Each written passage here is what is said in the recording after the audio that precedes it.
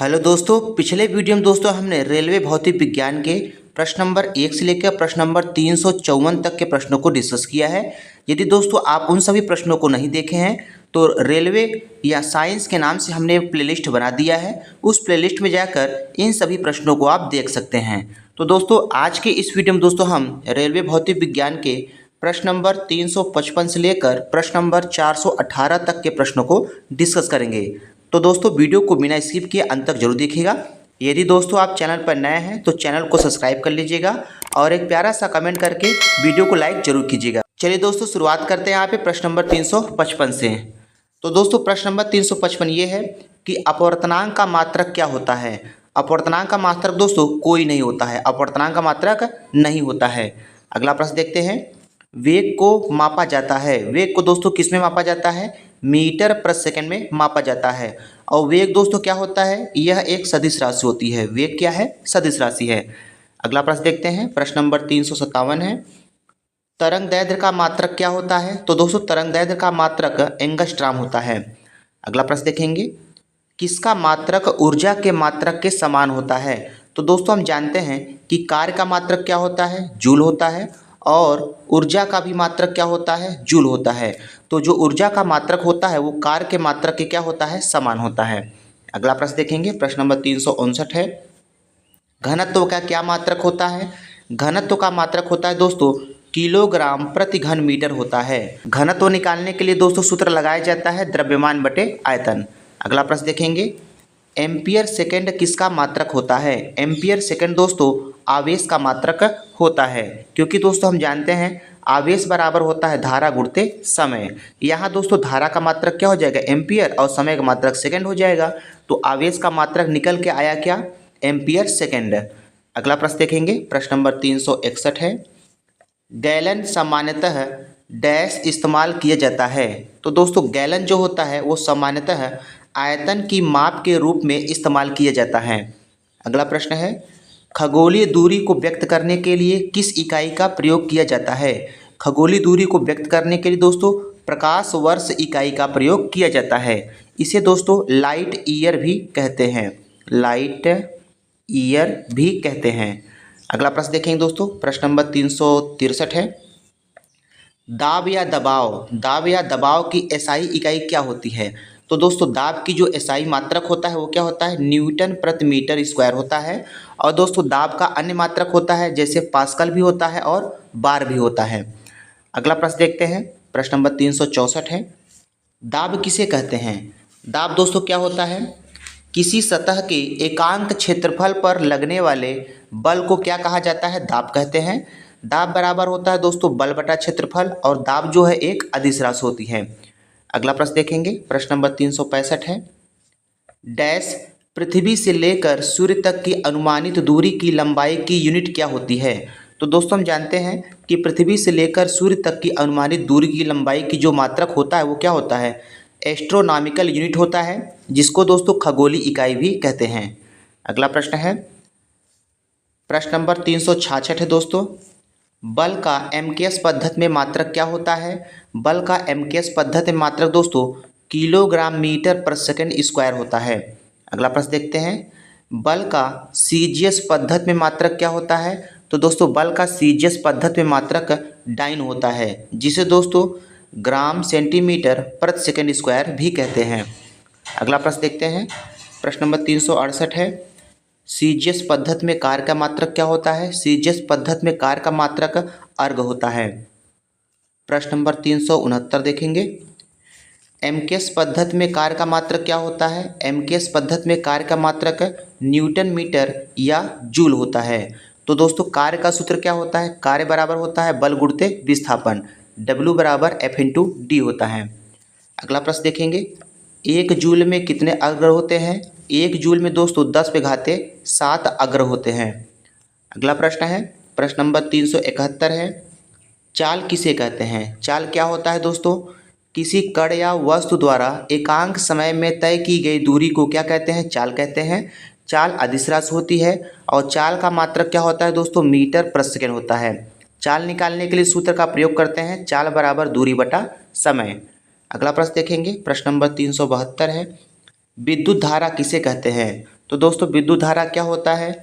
किसी अनुप्रस्थ काट से प्रति एकांक समय में प्रवाहित होने वाले आवेश को विद्युत धारा कहते हैं। विद्युत धारा का मात्रक दोस्तों एम्पियर होता है और धारा निकालने के लिए सूत्र लगाया जाता है आवेश बटा समय। धारा बराबर आवेश बटा समय होता है। अगला प्रश्न देखेंगे, प्रश्न नंबर 373 है, तापमान की एसआई इकाई क्या होती है? तो दोस्तों तापमान की एसआई इकाई केल्विन होती है। अगला प्रश्न है, मंदता की अंतर्राष्ट्रीय एसआई इकाई क्या होती है? मीटर पर सेकंड स्क्वायर होती है। अगला प्रश्न देखेंगे, प्रश्न नंबर 375 है, एक पास्कल दोस्तों कितने के बराबर होता है? एक पास्कल 1 न्यूटन प्रति मीटर स्क्वायर के बराबर होता है। और दोस्तों पास्कल और न्यूटन प्रति मीटर स्क्वायर ये दोनों जो हैं दाब के मात्रक होते हैं। अगला प्रश्न है, प्रश्न नंबर 376 है, 1 किलोवाट घंटा में कितना जूल होता है? 1 किलोवाट घंटा में 3.6 गुणित 10⁻6 जूल होता है। अगला है, 1 किलोवाट में कितना वाट होता है? 1 किलोवाट में 1000 वाट होता है। अगला देखते हैं, 1 एचपी माने होता है दोस्तों हार्स पावर, जिसे अश्व शक्ति कहते हैं। तो 1 अश्व शक्ति में 746 वाट होता है। अगला प्रश्न देखेंगे, प्रश्न नंबर 377 है, किसी पदार्थ की मात्रा को मापने के लिए किस इकाई का उपयोग किया जाता है? तो दोस्तों किसी पदार्थ की मात्रा को मापने के लिए मोल इकाई का प्रयोग किया जाता है। अगला प्रश्न है, प्रश्न नंबर 378 है, एक एटमॉस्फेयर जिसे दोस्तों वायुमंडलीय दाब कहते हैं। तो दोस्तों एक एटमॉस्फेयर कितने के बराबर होता है? 1.01 गुणित 10⁵5 पास्कल के बराबर होता है। अगला प्रश्न है, मशीनों की शक्ति को किस में मापा जाता है? मशीनों की शक्ति को दोस्तों अश्व शक्ति या हार्स पावर में मापा जाता है। अगला प्रश्न देखेंगे, प्रश्न नंबर 380 है, एक डायोप्टर डैश के बराबर होता है। तो दोस्तों एक डायोप्टर किसके बराबर होता है? 1/मीटर के, या दोस्तों इसको इस प्रकार भी लिखा जाता है मीटर के घाते -1 के बराबर होता है। अगला प्रश्न है, 1 मीटर किसके बराबर होता है? वैसे दोस्तों 1 मीटर में हम जानते हैं कि क्या होता है, 100 सेंटीमीटर होता है। लेकिन प्रश्न के अनुसार यहाँ पे पूछा गया था कि 1 मीटर किसके बराबर होता है? 1 मीटर दोस्तों 10⁻6 माइक्रान के बराबर होता है। और दोस्तों हम जानते हैं कि 1 माइक्रान बराबर क्या होता है? 10⁻⁻6 मीटर होता है। अगला प्रश्न देखेंगे, प्रश्न नंबर 382 है, परमाणु त्रिज्या डैश में मापी जाती है। तो दोस्तों परमाणु त्रिज्या जो है वह नैनोमीटर में मापी जाती है। अगला प्रश्न है, प्रदीप्त की माप डैश के द्वारा की जाती है। तो दोस्तों प्रदीप्त की माप जो है वह लक्स मीटर के द्वारा की जाती है। अगला प्रश्न है, प्रश्न नंबर 384 है, 1 न्यूटन दोस्तों कितने के बराबर होता है?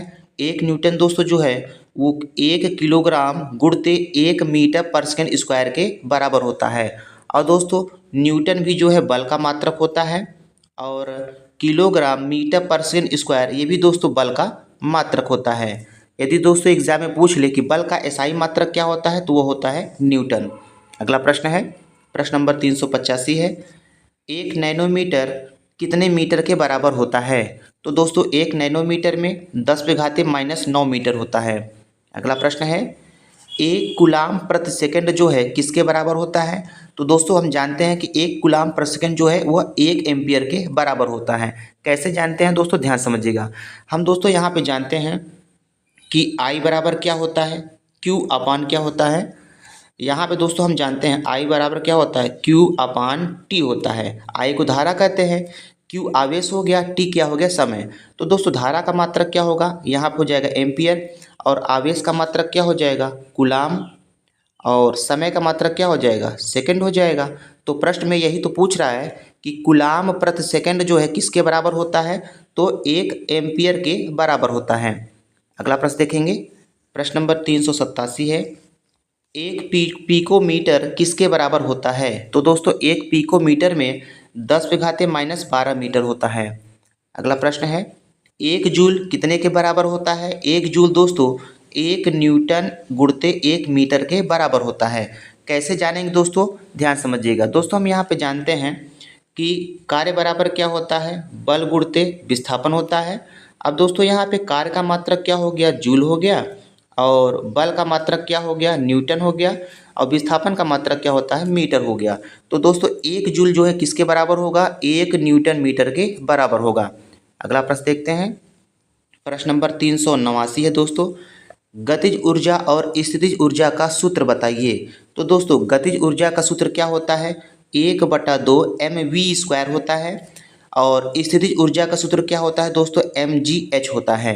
यहाँ पे दोस्तों m क्या है, m द्रव्यमान है, v क्या है, वेग है, और दोस्तों h क्या है, ऊंचाई है, और स्मॉल g क्या है, स्मॉल g दोस्तों गुरुत्वीय त्वरण है, जिसका मान 9.8 मीटर प्रति सेकंड स्क्वायर होता है। अगला प्रश्न देखेंगे, प्रश्न नंबर 390 है दोस्तों, अदिश राशि किसे कहते हैं। अदिश राशि क्या होती है, वे भौतिक राशियाँ जिनमें केवल परिमाण होता है लेकिन दिशा नहीं होती है, उसे क्या कहते हैं, अदिश राशि कहते हैं। जैसे दोस्तों दूरी, द्रव्यमान, समय, क्षेत्रफल, आयतन, कार्य, चाल, दाब, ऊर्जा, ये सभी क्या होती हैं, अदिश राशियाँ होती हैं।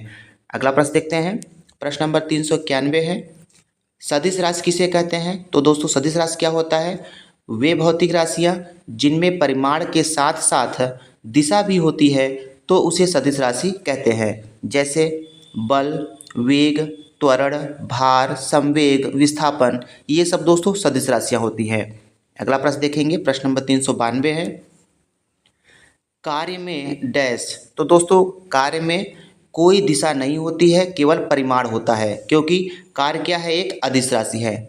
अगला प्रश्न देखेंगे, प्रश्न नंबर 393 है दोस्तों, निम्न में से कौन अधिक काम कर सकता है। 4 ऑप्शन दिया है दोस्तों, इन चारों ऑप्शन में आपको बताना है कि कौन अधिक काम कर सकता है। जैसा कि पहला क्या है, एक घूमता हुआ पहिया, दूसरा क्या है, बंदूक की एक चलती हुई गोली, तीसरा क्या है, गतिशील पत्थर, चौथा क्या है, एक उठाया हुआ हथौड़ा। तो दोस्तों अधिक काम वही कर सकता है जिसकी गतिज ऊर्जा ज़्यादा होगी, मतलब जिसमें गति ज़्यादा होगी। तो बताइए दोस्तों इन चारों में से गति सबसे ज़्यादा किस में होगी, ऑप्शन बी वाले में होगा, क्योंकि दोस्तों बंदूक से एक चलती हुई गोली में इसकी गति ऊर्जा सबसे ज़्यादा होगी। तो ऑप्शन बी इसका करेक्ट आंसर हो जाएगा। अगला प्रश्न देखेंगे, प्रश्न नंबर 394 है दोस्तों, दर्पण सूत्र क्या होता है।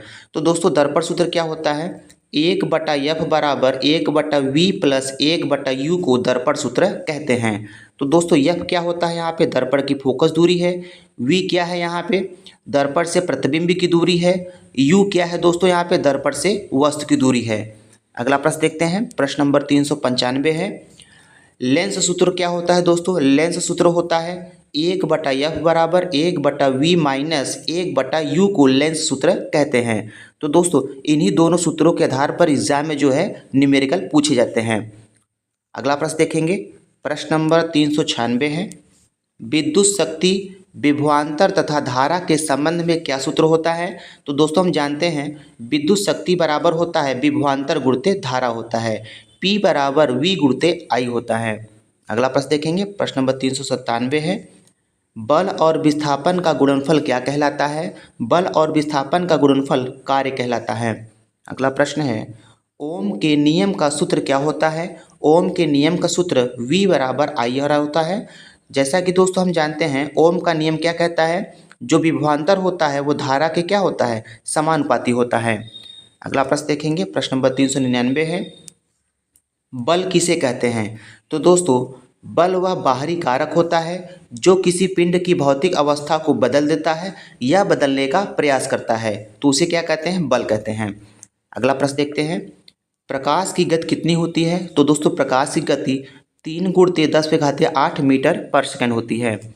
अगला प्रश्न है, प्रश्न नंबर 401 है, किस उपकरण का उपयोग वायुमंडलीय दाब को मापने के लिए किया जाता है। तो दोस्तों वायुमंडलीय दाब को मापने के लिए बैरोमीटर का प्रयोग किया जाता है। अगला प्रश्न है, हाइग्रोमीटर से क्या मापा जाता है। हाइग्रोमीटर से आर्द्रता को मापा जाता है। अगला प्रश्न है, प्रश्न नंबर 403 है, कौन सा यंत्र समुद्र के स्तर से ऊपर की वस्तुओं को देखने के लिए पनडुब्बी में प्रयोग किया जाता है। तो दोस्तों पेरिस्कोप का प्रयोग। अगला प्रश्न देखेंगे, प्रश्न नंबर 404 है, सूर्य को देखने के लिए किस यंत्र का प्रयोग किया जाता है। तो दोस्तों सूर्य को देखने के लिए हेलियोस्कोप का प्रयोग किया जाता है। अगला प्रश्न है, प्रश्न नंबर 405 है, दूर स्थित वस्तुओं को देखने के लिए किस यंत्र का प्रयोग करते हैं। तो दोस्तों दूर स्थित वस्तुओं को देखने के लिए टेलीस्कोप या दूरदर्शी का प्रयोग करते हैं। अगला प्रश्न है, प्रश्न नंबर 406 है, विभवांतर को मापने के लिए किस यंत्र का प्रयोग किया जाता है? विभवांतर को मापने के लिए वोल्ट मीटर का प्रयोग किया जाता है। अगला प्रश्न देखेंगे, प्रश्न नंबर 407 है, सर्किट में बिजली के प्रवाह का पता लगाने हेतु किस उपकरण का प्रयोग किया जाता है? गैल्वेनोमीटर का प्रयोग किया जाता है। अगला प्रश्न है, प्रश्न नंबर 408 है, एक शाफ्ट की आवर्तन गति को दोस्तों घूर्णन गति भी कहते हैं, आवर्तन गति को निर्धारित करने के लिए डैश का इस्तेमाल किया जाता है। तो दोस्तों टैकोमीटर का जो है इस्तेमाल किया जाता है। अगला प्रश्न देखेंगे, प्रश्न नंबर 409 है, किस उपकरण से विद्युत धारा को मापा जाता है? तो दोस्तों अमीटर की सहायता से जो है विद्युत धारा को मापा जाता है। अगला प्रश्न है, प्रश्न नंबर 410 है दोस्तों, पृष्ठ तनाव को मापने के लिए किसका प्रयोग किया जाता है? पृष्ठ तनाव को मापने के लिए स्टेलाग्मोमीटर का प्रयोग किया जाता है। अगला प्रश्न है, प्रश्न नंबर 411 है दोस्तों, ओडोमीटर की सहायता से क्या मापा जाता है? तो दोस्तों ओडोमीटर की सहायता से गाड़ियों में दूरी मापने के लिए किया जाता है। अगला प्रश्न है, शरीर का ताप मापने में किसका प्रयोग करते हैं? शरीर का ताप मापने में थर्मामीटर का प्रयोग किया जाता है। अगला प्रश्न देखते हैं, प्रश्न नंबर 413 है, टैकोमीटर का प्रयोग क्या मापता है? तो दोस्तों टैकोमीटर का प्रयोग क्या मापता है? रोटेशन प्रति मिनट मापता है, जिसे दोस्तों आरपीएम कहते हैं। अगला प्रश्न है, मल्टीमीटर क्या होता है? तो दोस्तों मल्टीमीटर वह यंत्र है जिसकी सहायता से हम धारा को भी नापते हैं, विभवांतर को भी नापते हैं और प्रतिरोध को भी नापते हैं। तो धारा की सहायता से तो दोस्तों मल्टीमीटर की सहायता से हम धारा को भी, विभवांतर को भी और प्रतिरोध को भी, तीनों को माप सकते हैं। अगला प्रश्न है, प्रश्न नंबर 415 है, पानी के अंदर की वस्तुओं का पता लगाने के लिए किस यंत्र का प्रयोग किया जाता है? तो दोस्तों पानी के अंदर की वस्तुओं का पता लगाने के लिए सोनार का प्रयोग किया जाता है। अगला प्रश्न है, प्रश्न नंबर 416 है, लेजर की जो है खोज किसने किया था? लेजर की खोज दोस्तों टीएच मेमन ने किया था, सन 1960 में किया था। अगला प्रश्न है, प्रश्न नंबर 417 है, लेजर का पूरा नाम बताइए। तो दोस्तों लेजर का पूरा नाम क्या होता है? Light amplification by stimulated emission of radiation होता है। अगला प्रश्न देखेंगे, प्रश्न नंबर 418 है, स्कूबा का उपयोग क्या होता है? तो दोस्तों स्कूबा का उपयोग कहाँ किया जाता है? स्कूबा का उपयोग गोताखोरों द्वारा पानी के अंदर सांस लेने के लिए किया जाता है। तो दोस्तों आज के इस वीडियो में इतना है। वीडियो पसंद आया तो वीडियो को लाइक कीजिएगा, शेयर कीजिएगा। मिलते हैं नेक्स्ट वीडियो में। धन्यवाद।